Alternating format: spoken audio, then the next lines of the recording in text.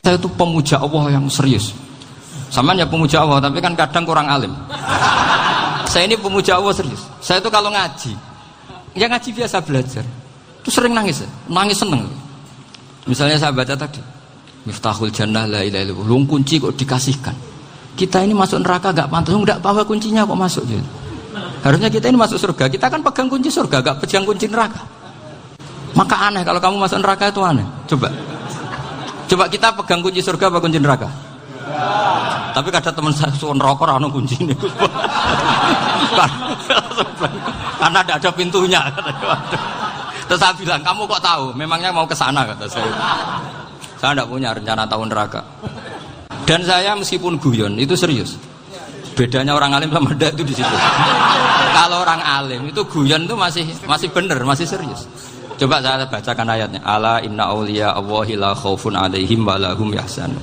Terus lahumul busyra fil hayatid dunya fil akhirah. Artinya kalau mungkar nangkir dengan penampilan garang gitu, berarti ada ketakutan apa enggak?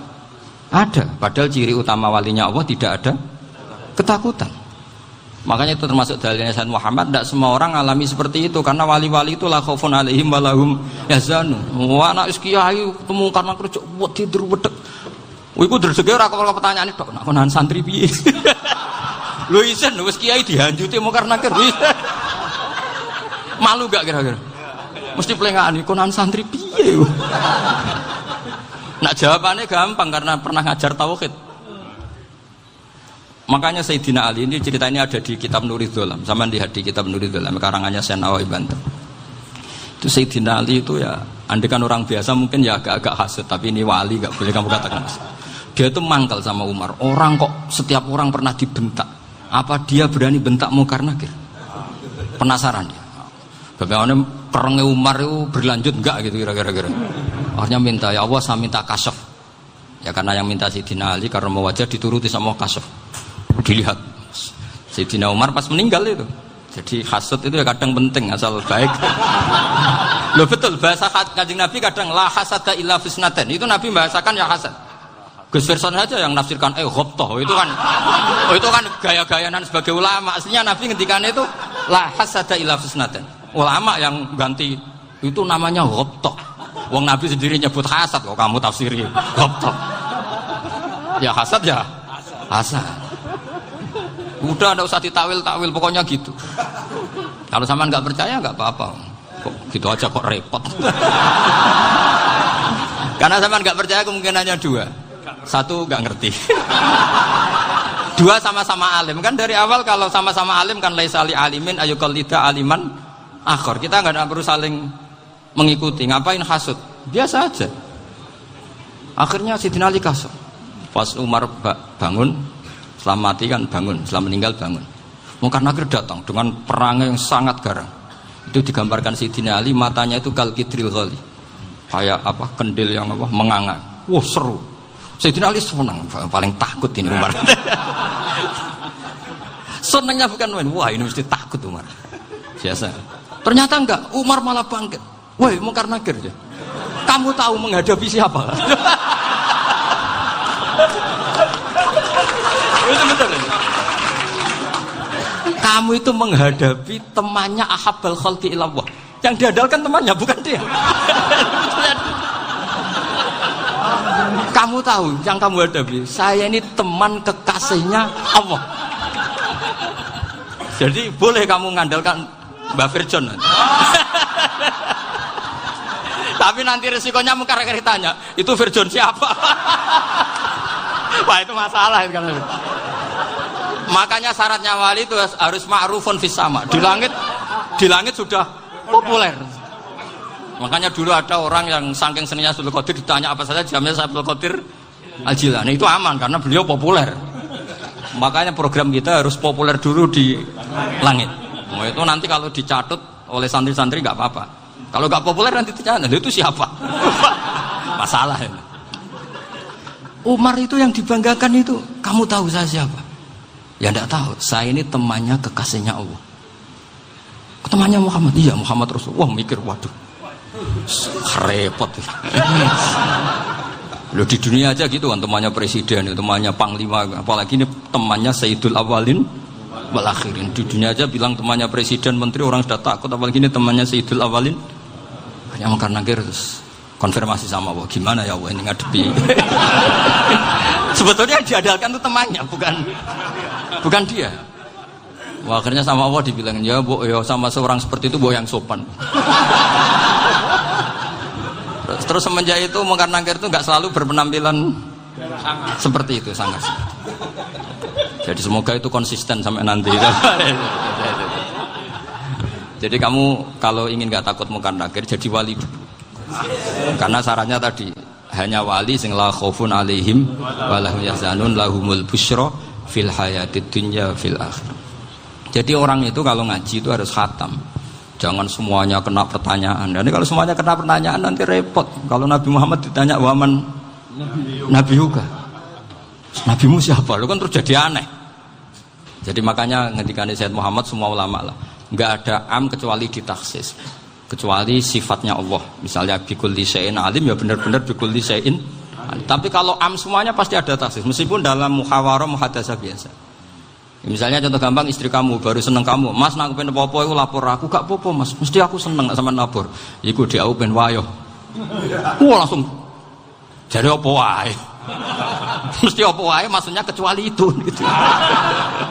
Padahal kalau ngomong Mas sampean ingin apa saja tak dukung. Sampean bilang pengen iku wayo. Kira-kira disetujui apa enggak? Sama seperti kita kalau punya teman akrab, wah senang omahku gak apa-apa, anggap ya omahmu dewe, terus mlebu-mlebu kamar. Jadi tidak ada am kecuali ditaksis. Artinya kalau ada cerita bahwa orang mati pasti ngalami ditanya mungkar nakir, itu pasti ada am yang ditaksis. Itu pasti gak dialami para anbiya, para auliya. Karena ciri utama wali itu la khaufun alaihim walahum yahzanun.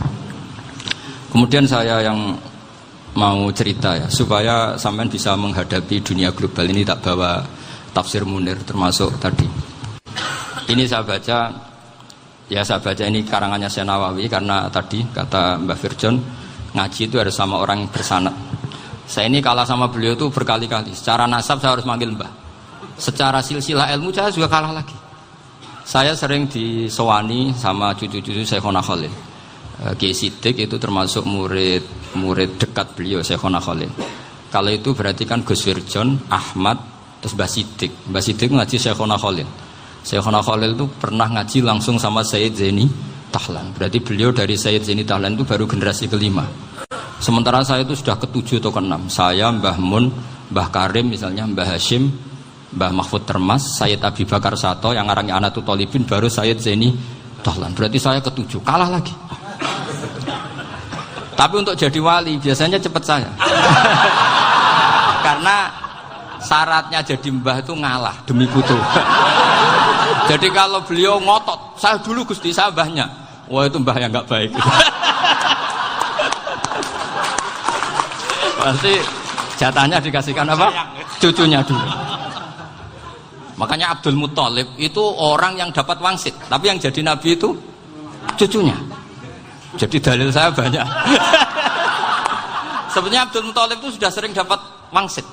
Karena saya bahasakan wahyu, Nabi yang protes, enggak Nabi kok dapat wahyu. Tapi sebetulnya Abdul Muthalib itu masyhur.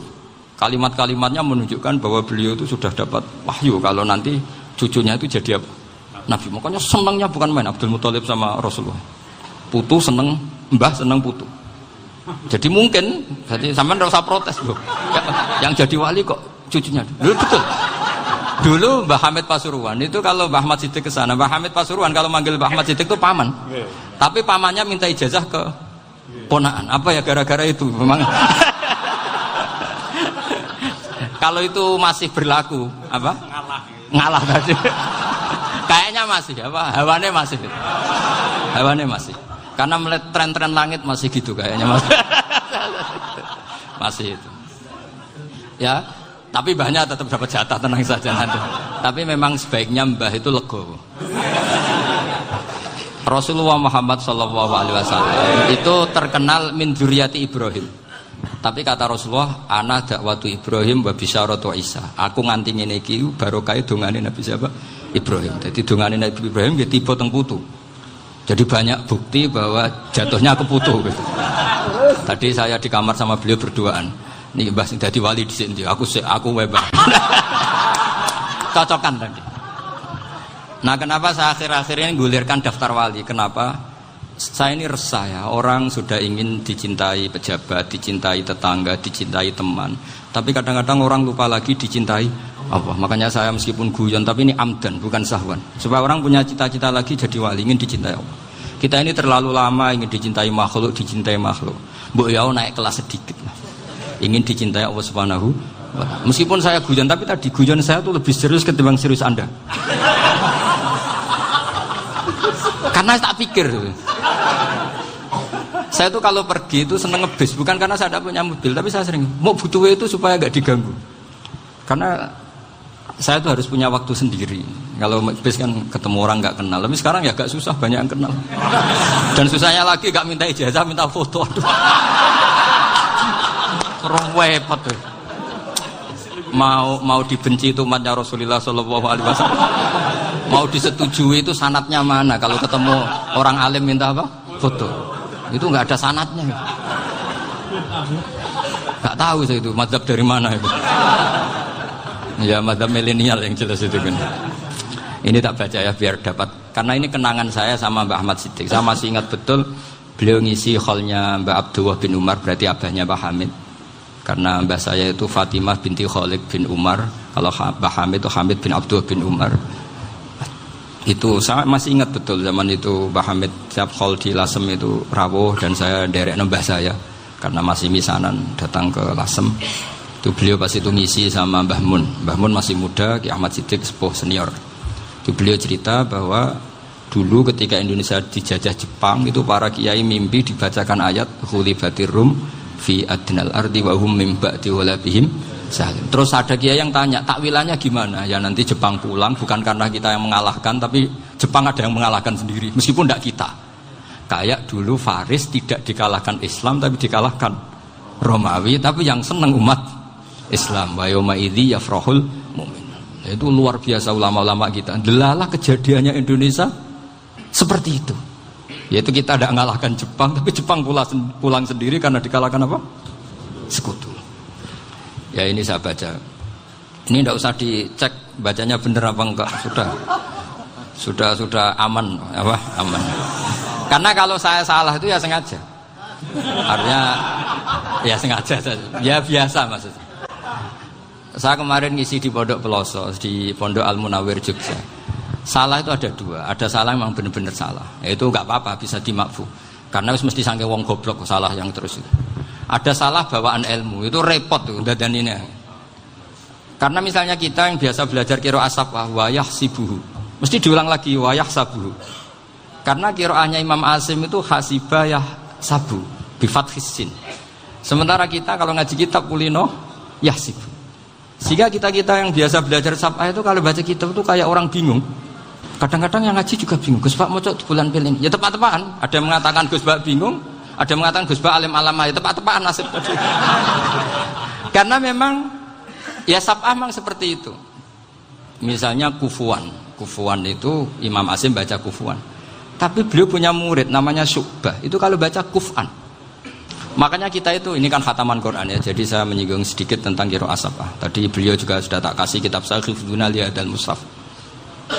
Sama tak ajari latihan sab'ah. Memang angel ya. Makanya yang nggak bisa itu wong pinter. Sudah tahu angel ya nggak usah diteruskan kan. Orang menghindari barang angel itu pinter apa goblok? Pinter. Berarti wong goblok pinter. Saya tuh makanya sama orang goblok tuh respect. Jadi orang alim tuh angel apa gampang? Angel. Menghindari barang angel pinter apa goblok? Loh, orang menghindari barang angel pinter apa goblok? Pinter. Berarti wong goblok pinter. Jadi saya sama orang-orang goblok itu respect. Sudah tahu jadi orang alim angel ya barang angel ya harus dihindari. Makanya saya ini insya Allah umatnya Nabi yang termasuk yang terbaik. Amin. Karena mencintai umatnya Nabi termasuk yang goblok. Itu tidak gampang itu. Karena tadi sudah tahu ya. Seperti itu loh orang naik Panjat Pinang. Itu yang naik karena ingin hadiah. Yang nonton sudah tahu, wah licin kok dinaikin mau keplotok ya. Tapi orang sepakat yang nonton juga pinter karena sudah tahu ribet kok Tuku ning pasar rak kena lah opo menek. Sama sampean juga gitu. Ngalim tafsir angel, ngalim fikih angel. Nek karek ngaji ngrekam kan gampang. Itu pintar apa goblok? Pintar. Iya. Makanya kula niku mbok burohno ngono tok. Saya tadi dinasihati Mbak Firjon, muga-muga hati saya selamat. Saya itu meskipun kata orang banyak, muhibbin saya banyak, tapi saya insya Allah tidak riya. Saya itu pakai kitab namanya Tasbidul Fuad, itu karangannya Said Abdul Al-Haddad. Ketika beliau punya muhibbin banyak ditanya, bagaimana ya Habib Anda menjaga hati Anda? Jamnya Said Abdul Al-Haddad itu unik. Innama azzamu Allah. Mereka itu sebenarnya menghormati Allah, cuma butuh sarana, dan itu saya. Jadi saya tahu sampean semua itu mencintai Quran, mencintai sunnah Rasul, mencintai hadis-hadis Rasul. Cuma sampean kan karena nggak paham, terus manfaatkan saya. Jadi sebenarnya saya ini korban. Korban. Jadi saya mau riak gimana? Korban kok mau. Bangganya di mana tuh? Coba sampean misalnya ngaji tafsir, belajar sendiri kan susah. Terkitnya susah, maknanya susah, bahkan beli kitabnya kadang nggak kuat. Loh, untuk jadi alim tafsir itu kan harus beli kitab. Loh, saya sering belajar kitab itu jutaan. Tafsir Tobari, saya pernah beli kitab Fakhrur Razi itu berapa coba? 27 jilid. Karangannya Fakhrur, belum karangannya ulama modern, Imam Sya'rawi. Itu berapa jilid? Itu jutaan. Saya kemarin juga dihadiahi kitab Pak Quraish Shihab namanya Faidul Bari fi Syarhil Bukhari. Pak Quraish Shihab yang terkenal. Dia sering diskusi sama saya. Saya ngasih hadiah beliau ngasih hadiah saya. Wah, itu harganya nggak kuat. Tidak kuat, kadang di Indonesia nggak ada coba. Dan sama orang hebat menghindari kesulitan itu. Nah, kesulitan itu sebab ngaji ikut, kalau nggak paham dirukok rekamannya sudah gitu. Pinter mana sampean sama saya? Pinter sampean kan? Bikin sosis susah, beli aja kok repot kan. Nah, makanya nggak boleh orang bilang, wah aku goblok reso tafsir, aku wong pinter. Makanya nanti kalau saya ketemu Nabi tidak termasuk orang yang mentahkir orang Islam. Kafabil mari isman ayah kira akhahul muslim. Jadi cukup orang itu dosa kalau menyepelekan orang Islam. Termasuk darani sampean goblok itu dosa. Caranya nggak darani goblok ya tadi di logika tadi. Alim itu angel. Ngendari angel itu pinter. Berarti wong bodoh. Pintar ya sudah gitu. Tapi tetap bodoh. Tapi ini satu cara untuk saya respect gitu. Coba orang yang ngaji tafsir saya banyak, mungkin ribuan. Itu sebetulnya mencintai Quran. Karena Quran adalah kitab suci yang panduannya umat Islam. Sangat mencintai Quran. Terus kemudian mereka nggak paham. Terus mencari orang yang memahamkan. Burono lah cara jawabannya ini. Terus keren saya itu di mana coba? Lah terus mereka kurang ajarnya gini, kalau paham itu ya alhamdulillah paham. Kowe nak ngaji Gus Bae ngono tok. Tapi nek ora paham, ora nyalano akal e. Mari Gus Bae nerangno cepet, mulane gak paham. Ora kok nyalano teke sing lelet. Oh kan masyaallah naudzubillah tenan. Sebetulnya tingkat kurang ajarnya tinggi Gus sebenarnya. Jadi kalau enggak paham itu kadang enggak nyalahno uteke. Kayak mau misalnya, mau mari mikir ra jelas. Padahal misalnya jelas ora mesti paham, bodoh. Paham? Jadi kata Said Abdul Haddad, innama azzamu Allah. Sebenarnya mereka itu sangat menghormati Allah. Makanya kita nggak perlu mengatakan wasilah itu kafir, nggak akan. Karena orang tawasul sama Rasulullah itu ingin dapat ridhonya Allah lewat orang yang dicintai Allah. Kita mencintai wali sebenarnya, wah itu kekasih Allah. Kita mencintai itu karena mencintai Allah. Sama seperti gini. Kamu mencintai kangkung apa enggak? Sebenarnya sama sekali enggak. Tapi kamu ingin sehat, ada asupan gizi. Kamu ingin tubuh kamu sehat, butuh asupan gizi. Kemudian kamu makan kangkung. Apa terus kamu cinta kangkung kan enggak? Cinta kesehatan kamu sama. Orang yang mencintai saya sebenarnya ingin kepuasan rohani. Saya kan termasuk kiai yang torekonya gampang. Ini swarga kan akhirnya penggemarnya banyak. Coba kalau kamu ini neraka. Jadi sebetulnya Anda mencintai kepuasan Anda sendiri. Nah, saya ini korban. Makanya untuk masuk surga cepat saya, korban itu cepat. Da'watul mazlum la turaddu kan gitu. Laisa bainahu wa bainallah hijab. Jadi saya kalau donga langsung seret langit. Karena mazlum. Saya sinau tafsir itu, Pak, sampean bayangkan ada tafsir itu sudah 27 jilid. Sing ngarang Fakhrur Razi itu buletnya bukan main. Karena dia ahli filsafat. Buletnya masyaallah. Sudah gitu sinau Jalalain kadang dikomen oleh Sawi. Sudah kita percaya Jalalain jebule dibuli Sawi. Percaya Sawi dikandani, "Oh iku Maliki ra Sawi." Oh, ribet. Sudah gitu sinau Qurtubi, sinau tafsir Tabari itu susahnya. Belinya susah, belajarnya susah. Padahal saya punya keluarga, punya istri, punya anak. Bayangkan kalau istri saya rewel kayak istri sampai. Wah itu. Tapi alhamdulillah enggak. Sama sekali enggak. Allah sudah milihkan, wah ini bahaya kalau punya istri rewel. Imam Sibawai itu kitabnya banyak, tapi yang terbukukan hanya kitab Sibawai. Karena beliau kalau sudah belajar lupa istri. Hanya pas beliau di pasar, kitabnya dibakar semua sama istrinya. Karena dianggap saingannya. Ternyata yang dicerai tidak kitabnya, malah istrinya. Itu Imam siapa? Sibawai. Tapi alhamdulillah kitab saya nggak terbakar, aman. Saya teruskan ya. Jadi untuk menjaga riya dilatih innama azzamu Allah. Sebenarnya mereka itu menghormati. Sehingga wasail-wasail itu sebenarnya nggak pernah jadi subjek pelaku utama, tetap Allah. Sebab itu kata Sayyid Muhammad, kamu kok mengatakan wasilah itu kafir itu gimana? Ketika innallaha qad ba'atsa lakum taluta malika. Talut itu ya manusia. PD-nya itu apa? Inna ayata mulkihi ayyatiyakumut tabut fihi sakinatum mir rabbikum wa baqiyatum mimma taraka alu Musa wa alu Haruna tahmiluhul malaikah. Jadi beliau PD itu kalau bawa sunduk semacam peti sakti, sing di situ ada baqiyatum mimma taraka alu Musa wa alu Haruna tahmiluhul malaikah. Ya kayak semacam jimat. Tapi saya bukan mensyariatkan jimat enggak, karena nanti banyak penjual yang pembohong juga gitu loh. Cuma cerita, kamu tidak usah mengatakan kafir. Dulu Talut PD-nya kalau bawa sunduk semacam peti kesaktian yang di situ ada baqiyatum mimma taraka alu Musa wa alu Haruna tahmiluhul malaika. Sehingga Khalid bin Walid meskipun beliau sahabat dan menyaksikan wajah Rasulullah sallallahu alaihi wasallam, itu bawa sya'aratun min sya'aratihi Rasulullah sallallahu alaihi wasallam, bawa rambutnya Nabi. Perang kemana-mana itu diletakkan di pecinya. Nanti sampean tanya lagi, masa pakai peci Khalid bin Walid ini? Wah panjang, sampean itu repot. Sampean tak warai ngaji usul fikih. Usul fikih itu kalau ngaji itu ada istilah tangkihul manat. Ini mesti wilayah yang kita bisa berdebat sama Mbah Firjon. Dulu itu musuh saya karena saya makili Anwar, beliau makili Peloso. Tapi tahu-tahu kalah tua terus saya mengundurkan diri. Di fikih itu ada istilah, ada tangkihul manat, ada tahqiqul manat, ada tangkihul manat. Tangkih itu kira-kira gini, lafadz hadis itu dibuang sekian untuk tahu bahwa itu madarul hukmi. Misalnya gini, tak beri contoh paling gampang. Sama harus paham, kalau nggak paham nggak pinter-pinter. Ja'a a'rabiyun ila Rasulillah sallallahu alaihi wasallam. Ya karena ini menghormati Mbah Ahmad Siddiq, beliau orang alim, jadi ngaji ini tetap ada suasana alim. Ya harus ada suasana alim. Enggak perlu jadi orang alim tadi, susah. Sudah ngindari susah itu pintar. Sudah itu aja. Jadi orang alim susah, ngindari barang susah pintar. Berarti orang tidak alim pintar.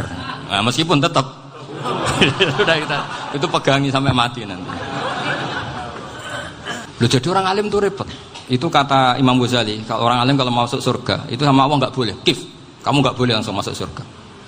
Coba cari umat kamu, syafaati dulu. Nah, saya takut nyari sampean tidak bisa kembali. Saya tidak punya rencana itu. Pokoknya mau masuk. Golek sampean kuaduan.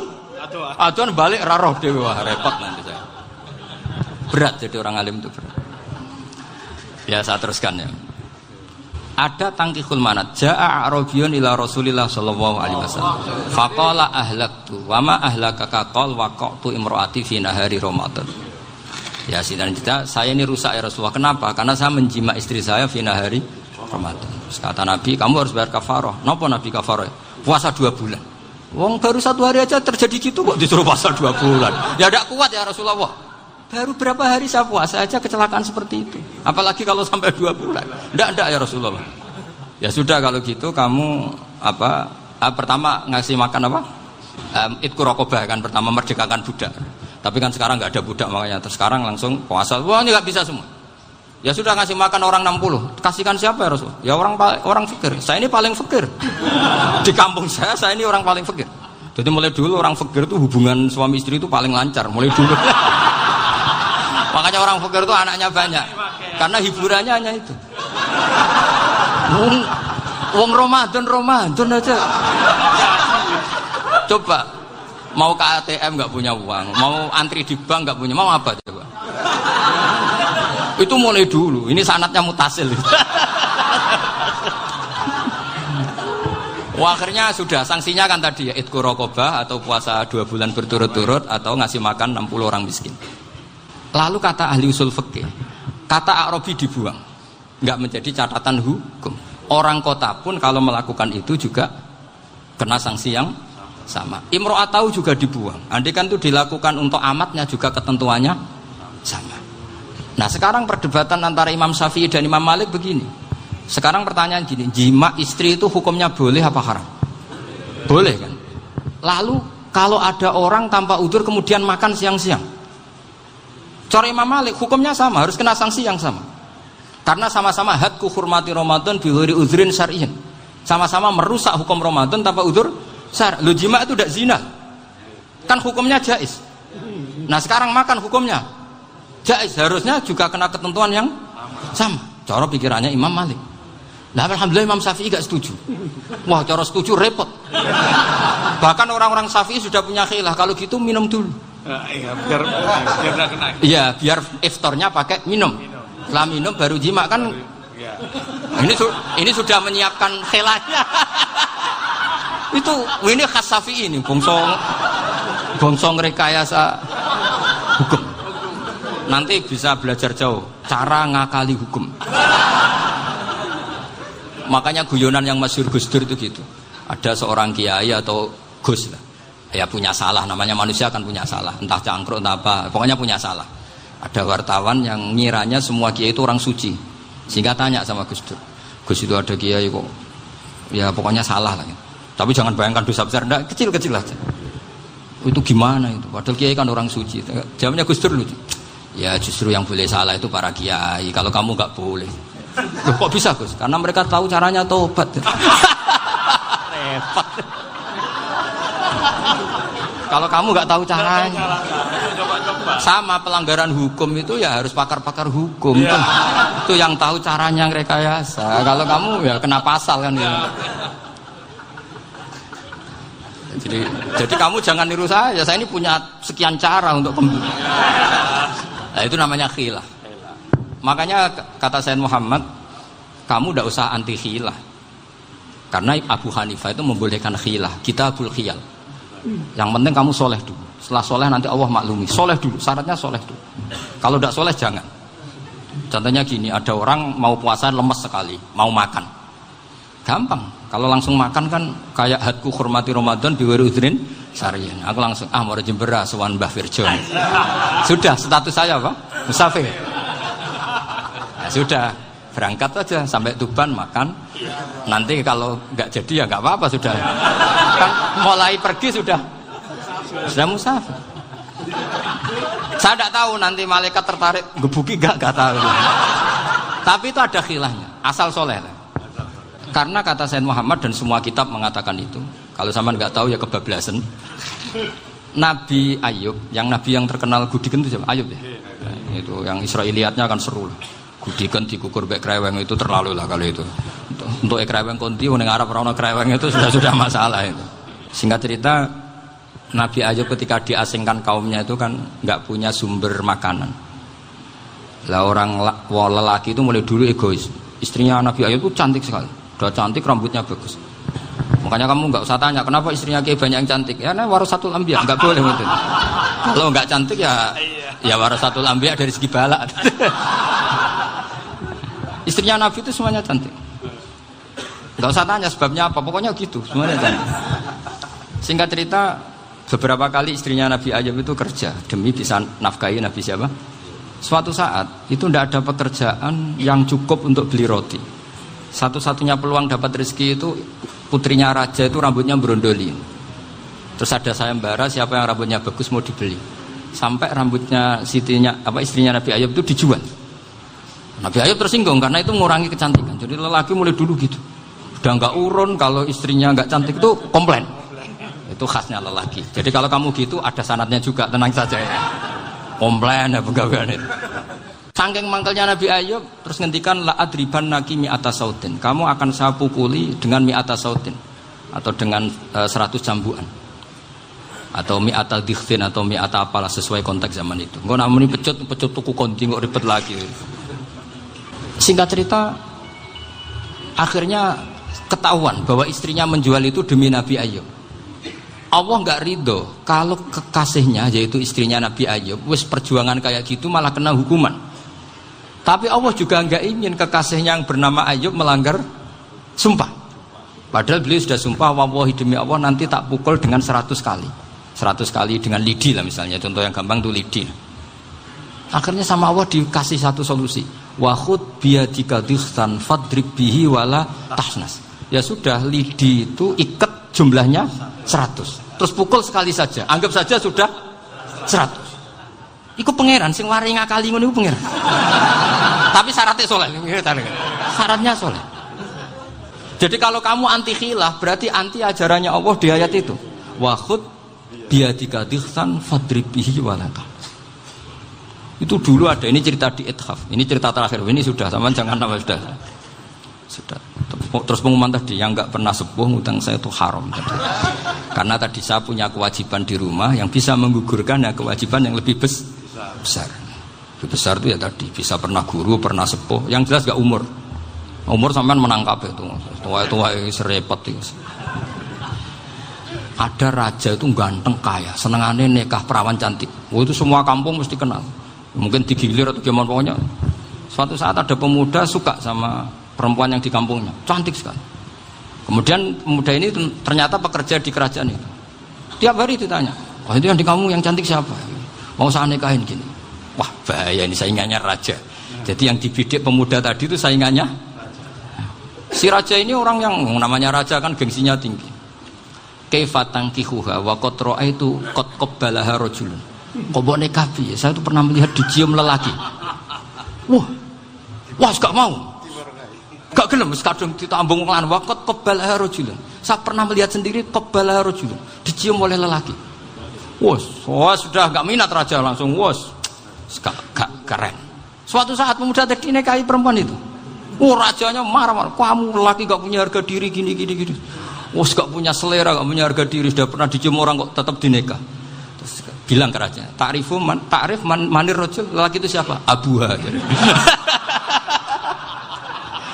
Kamu tahu lelaki itu siapa? Sopo? Abuha. Bapaknya. Saya kan hanya bilang rajulun. Pernah dicium lelaki. Lah pikirannya raja itu lelaki kue-kue ngene iki.